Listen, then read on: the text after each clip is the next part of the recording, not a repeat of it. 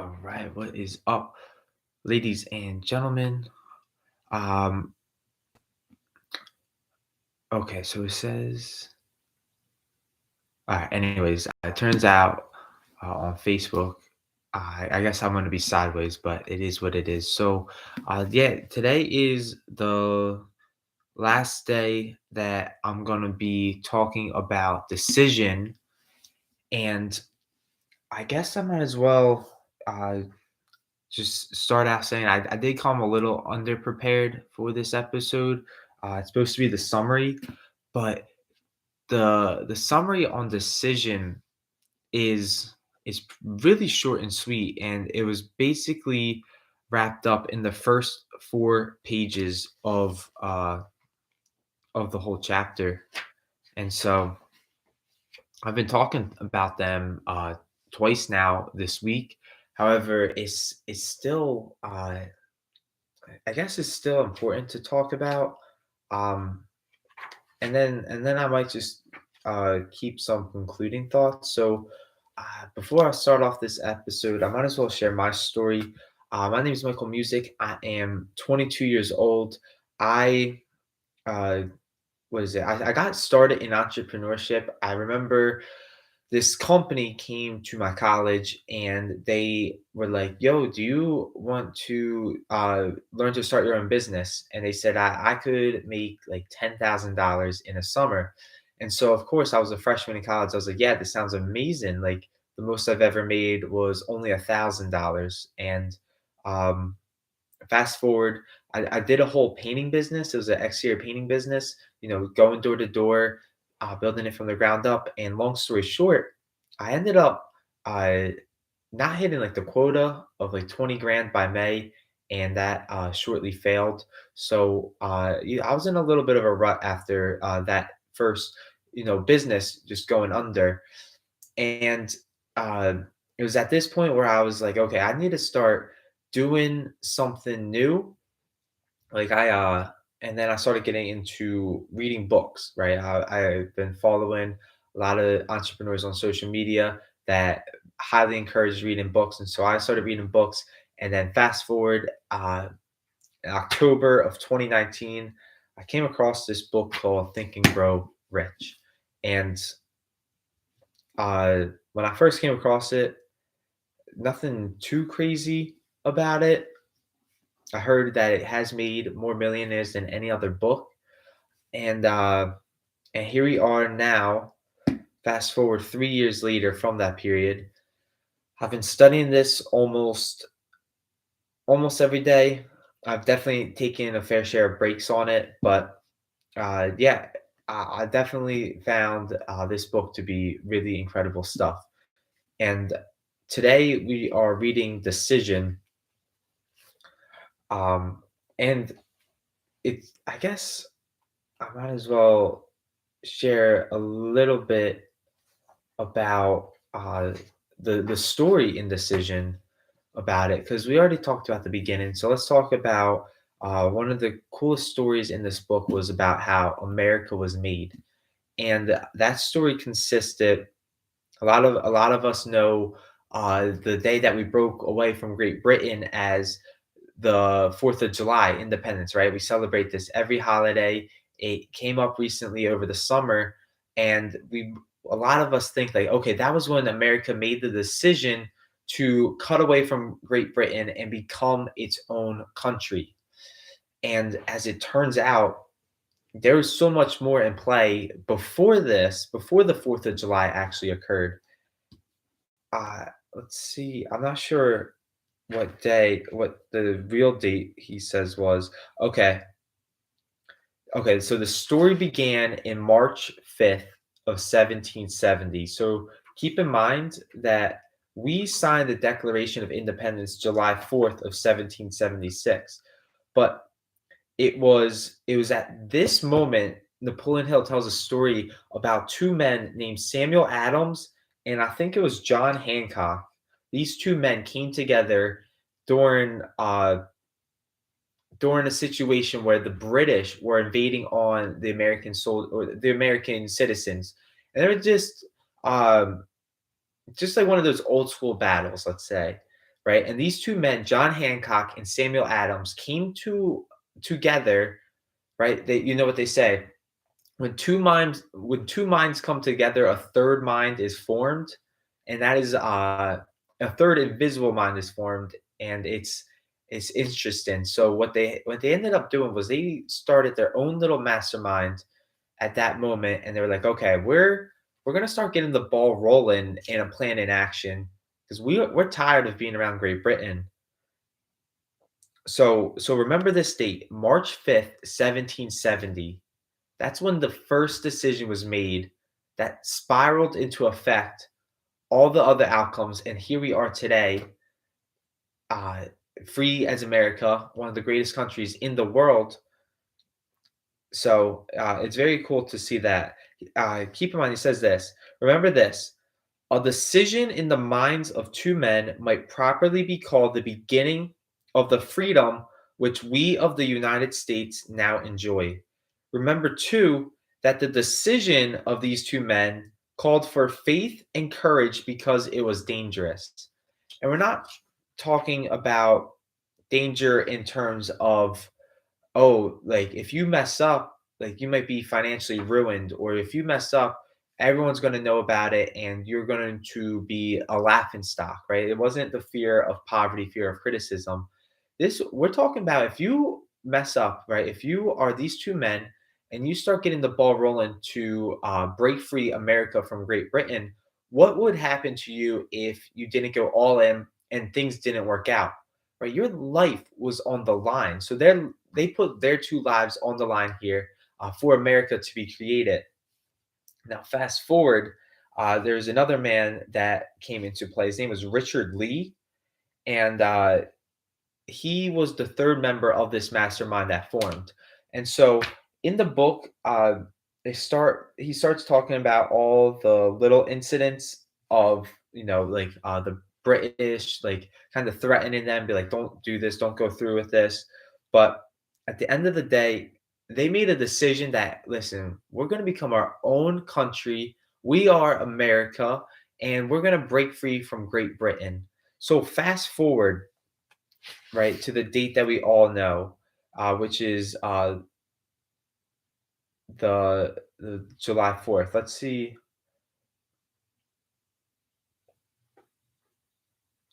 Okay, so yeah, so there's a bunch of details I am definitely not as adept to say in this video, but okay, let's fast forward at least to July 4th, right, the big day in 1776. Understand that when the Declaration of Independence was signed, it was 56 men who formed the mastermind to break free America from Great Britain. They put their names on this Declaration of Independence, signed it to it, and they put basically by putting their names to this declaration, they were putting their lives at stake. Because let's say America lost the war, what would happen to them? They'd be hung by the Great Britons, right? So they put their lives at stake with this decision. But it was this, he says it was the spirit of that decision that was in the heart of every soldier who fought with the Americans and served as spiritual power which recognizes no such thing as failure. All right. Now, um, it's pretty cool. It's pretty cool stuff because like furthermore, Napoleon Hill says this power, that because like let's fast forward. Obviously, America is what it is today, right? It's one of the greatest countries in the world. We are given more freedom than almost any other country, and he says this power was made up, right? The power which gave the nation its freedom is the self same power that must be used in every individual who becomes self determining. He says this power is made up of the principles described in this book. It will not be difficult to detect in the story of the Declaration of Independence. At least six of these principles, right? Desire to break free from Great Britain, the decision, hey, I'm putting my name down on this declaration and I am going to commit that we are going to become a free country. Faith, right? You had to believe, like, okay, think about these men at the time. They didn't know what they were getting into. They didn't know 100% whether they would win or lose. So they had to really rely on faith here, right? Persistence, right? Remember, the date was March 5th, 1770, 4 years before the Declaration of Independence was signed. They kept going with it. And the sixth one was the fifth one was the Mastermind, where all 56 men came together. It started with John Hancock and Samuel Adams, two minds coming together. They formed a bigger mastermind, and the mastermind essentially took on a power of its own that was like, hey man, we're done with Great Britain watching over us. And finally, organized planning, which we covered in last week, right? You got to have a plan. You got to continuously be improving that plan. And the reason you're probably failing right now, if you are following a plan, is because that plan is not sound, right? The plan at the end of the day just isn't the right plan. So once you master these six principles, right? That's the same exact power that gave the Declaration of Independence its power, which gave America its freedom. It's all outlined in the principles of this book.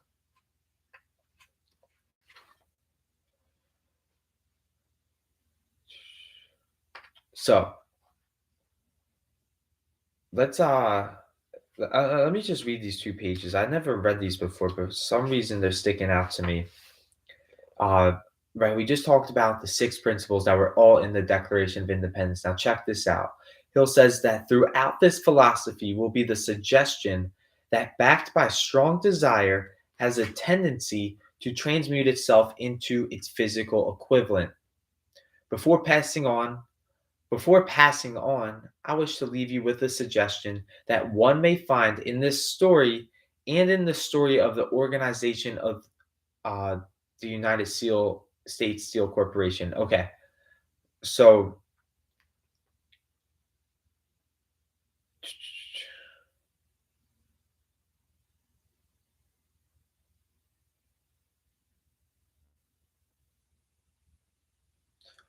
so let me fast forward here. He says, in your search for the secret of the method, do not look for a miracle because you will not find it. You will find only the eternal laws of nature. These laws are available to every person who has the faith and the courage to use them. They may be used to bring freedom to a nation or to accumulate riches. There is no charge save the time necessary to understand and appropriate them. What's he saying? He's saying, okay, remember a few episodes ago we talked about no fewer than 100 times is a secret in this book revealed. And right here, he's saying that if you are in search of the secret of the method, right, that created America, that allowed the Steel Corporation to thrive, do not look for a miracle because you will not find it. You will only find the eternal laws of nature. So, what are the eternal laws of nature? And would it be beneficial to you to find and master these laws and use them to your advantage so that you can accumulate riches in the same definite ways that essentially America has become the same superpower that it is today? Now, this is key because we're kind of repeating the first few pages, but I like how it's new stuff written in a different way. It says those who reach decisions promptly and definitely know what they want and generally get it. Those who reach decisions promptly and definitely know what they want. One, they know what they want, and two, they generally get it. The leaders in every walk of life decide quickly and firmly. That is the major reason why they are leaders. The world has the habit of making room for the man whose words and actions shows that he knows where he is going. Right? That's powerful stuff. What does that paragraph mean to you? That the world will make room for the man who knows where he's going. Indecision is a habit which usually begins in youth. The habit takes on permanency as the youth goes through graded school, high school, and even through college without definiteness of purpose.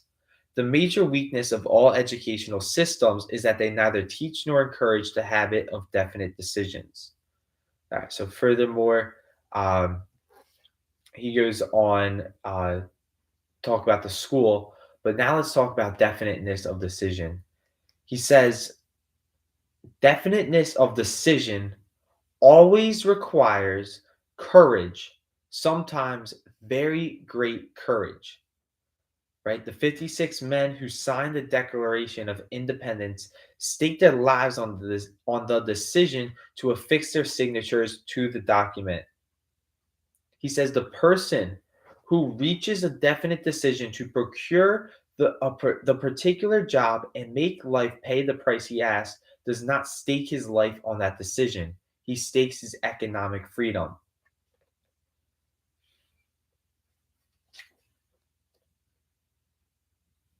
So that's very interesting stuff.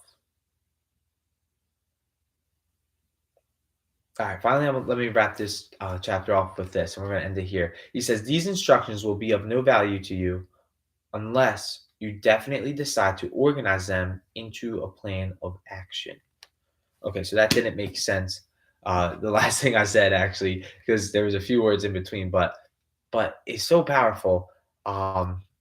Definiteness of decision. At the end of the day, I am. I gotta say that definitely actually hit different at the end when I was reading this than what I intended to say today. I didn't expect to actually read the book, but yeah. So back to the Declaration of Independence. Like these men stake their lives on this decision. Are you staking your lives on the decision that you're making? Probably not, right? But are you possibly staking your economic freedom on this decision? Maybe whether it's to quit your job and go in on your dreams, or are you staking maybe the fact that you're going to save face, right? Like, are you staking the fact that people may criticize you when you make this decision? And that's probably what it is. So this definitely hits me differently. Like I truly, I think in a later chapter, I think it was on the six major fears. All right, so in a later chapter, this is getting ahead of myself, but it all relates to decision. We're talking about the six major ghosts of fear, and it's interesting that all fear essentially stems from indecision. He says it right here. Indecision is the seedling of fear. This is on page 324 if you do decide to follow, but he says, remember this as you read. Indecision crystallizes into doubt. The two blend and become fear. So it goes indecision, inability to make a decision. It crystallizes into doubt, and the two blend to make fear. All right. So how important is it to make a decision? Well, if you want to eliminate all fear, Hill is describing right here that it all starts with how good are you at making definite decisions. And let's take it back a step. What is your definite major purpose? Do you know what it is that you want? Because it's the person that knows what they want that typically goes and gets it. They know how to make decisions fast. Damn. So you know how we talked about indecision and doubt blend together and make fear? Now, this is why it's dangerous. He says the blending process is often slow.